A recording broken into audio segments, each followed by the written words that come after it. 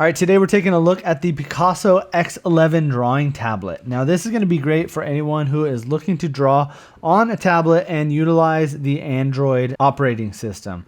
Now some of the quick features about this before we jump into looking at it, it's going to have 128 gigabytes of disk space, and then it's going to have an impressive 6 gigabytes of RAM. So if you're not only going to be utilizing this for drawing, maybe you're also going to be using it for watching YouTube tutorials or anything like that, this is going to be able to handle a lot more than just drawing. So let's go ahead and jump in and look what comes in the box. All right, so first things first is we've got our tablet, and I've already put it here into the case so you can kind of get a look at it. I like this case that it comes with. It's very grippy. You can see on the corners right here, it's got these ridged edges, which really help when holding it, and also if this accidentally falls on the ground, you've got quite a bit of protection here. Now it's also going to have this cover piece as well, so if you're going to be putting this in any type of bag or backpack, you can easily store it by just folding this piece over, and it's a nice felt material, so it's nice and soft and it will not do any damage to your screen. Here's a first look at the tablet. Now this tablet is going to be fully laminated, and that is useful when drawing. So the stylus that it's going to come with right here will have some batteries that are included with it. And when utilizing this on a laminated screen with this screen protector type material over the top, just gives it a really nice touch when it comes to drawing.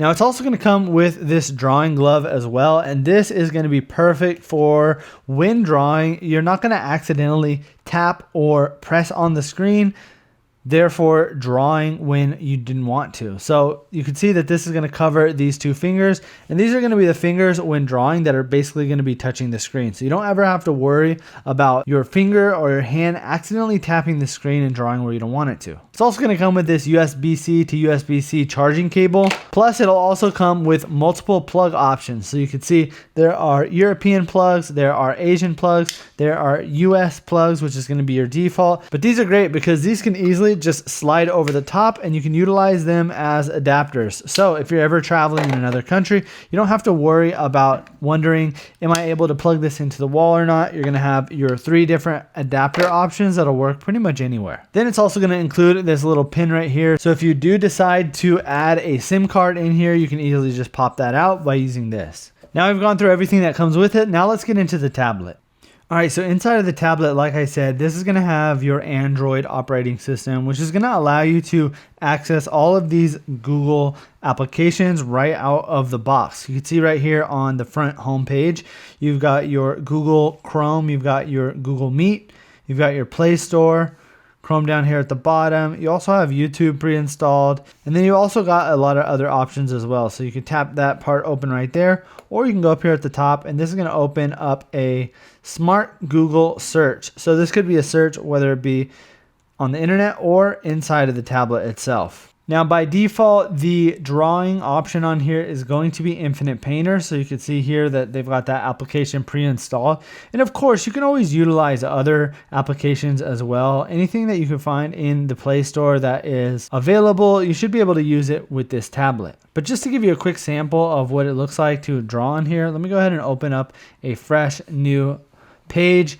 And the first thing I want to mention here is when utilizing the stylus, if I hold this directly 90 degrees to the tablet, you'll see that it's going to draw a very thin, straight, dark line. Now, if I kind of tilt this off to the side, you'll see now that it's turning into a shade. So it draws similar to what a pencil would feel like. And I feel like it's extremely accurate. Even if you just kind of curve the pencil down a little bit more, it starts to get wider and wider, and that is what you would use kind of for a shading. Now as the pen goes more straight, you'll see the line gets darker and it starts to turn into more of a pen or pencil style. You've also got some other options over here, like you've got your eraser, so if you need to go back and erase anything. I like it because it is a smooth eraser. It's not going to be a 100% erase, but you can go in the settings and obviously change those to your liking. And then you got other options over here like your color. So if you want to switch over to more of like a colored pencil, you've got that. And you could also change things like the opacity, the flow, and the softness. So if we want to play around with those, we can come back over here. And now you can see it's a much softer, and I'm still using the same pressure down on here and the same angle of the pencil, but you can see now that it's much softer, it's much lighter. Now if I were to bring this up, let's turn the opacity up, let's turn the flow up, and let's turn the softness all the way up as well. And let's see how that changes it. So I'll bring that over here. Now you can see the opacity is a bit darker, but it is still soft. So you kind of play around with that. Obviously, depending on what type of thing that you're drawing or whatever your style is, then you've got a lot of different options on here. Now let's look at some of the other things that you can do on here as well. So you've got things like Artixo, which is going to be your tutorials.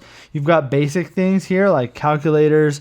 You can also utilize the inboard camera that comes on here. So there's a camera up here on the back, and then we could also rotate it here, and then we've got a camera up on the front. Now this isn't a world-class camera by any means, but if you just needed to snap a quick photo or even a video, you could definitely do that, and it's a lot better than just not having any type of camera. Or even if you have some type of printout or drawing that you wanted to take a quick photo of and then stencil or trace over it, you can do that as well. So there's a lot of use cases when it comes to utilizing a camera on a drawing tablet like this. Now let's go back to some of these other applications here so we can take a look.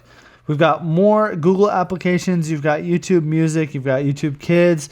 You also have a sound recording option on here as well. So maybe you have some type of idea that you want to get out real quick. You could easily just do a little sound bite. But again, I mean, if you're really looking for specific types of applications, you could go in, log into your Google account, and then go into the Google Play Store and look for the type of application you would need.